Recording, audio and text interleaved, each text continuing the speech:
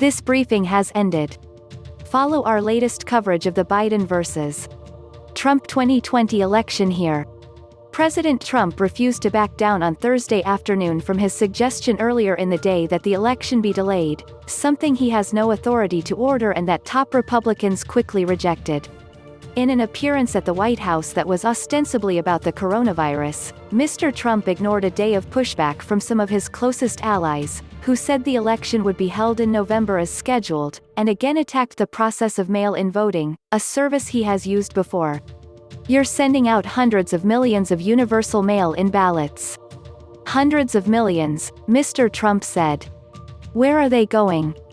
Who are they being sent to? You don't have to know anything about politics."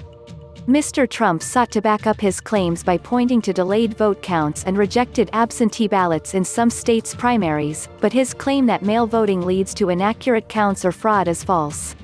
He also vastly overstated the number of ballots that would be needed. Only around 138 million Americans voted in 2016, and continued trying to sow doubt about the election process. "I don't want to see a crooked election," Mr. Trump said, referring to allowing Americans to use mail-in voting. "This will be the most rigged election in history if that happens."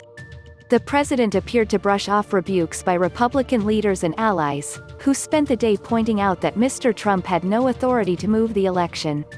"Never in the history of the federal elections have we not held an election, and we should go forward," said Representative Kevin McCarthy, the House Minority Leader.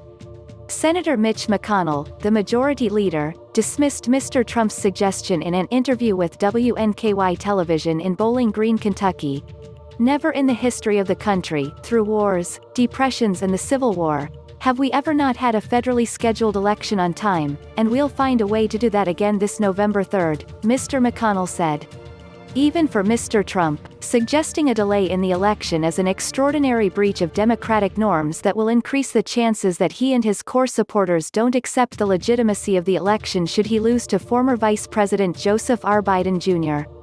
Mr. Biden, speaking to Democratic National Committee members and convention delegates on a conference call Thursday, did not address Mr. Trump's tweet. At the White House, Mr. Trump still attacked him, falsely claiming that Mr. Biden was against fracking. He is not. Later that evening, however, Mr. Biden brought up the issue at a virtual fundraiser. "By the way, as these numbers have gotten worse, what did he do today?" Mr. Biden said. "He called for not having the election on November 3rd. He wants to postpone the election." "Well, that's for two reasons. One, he believes it," Mr. Biden said, "and secondly, he suggested, because Mr.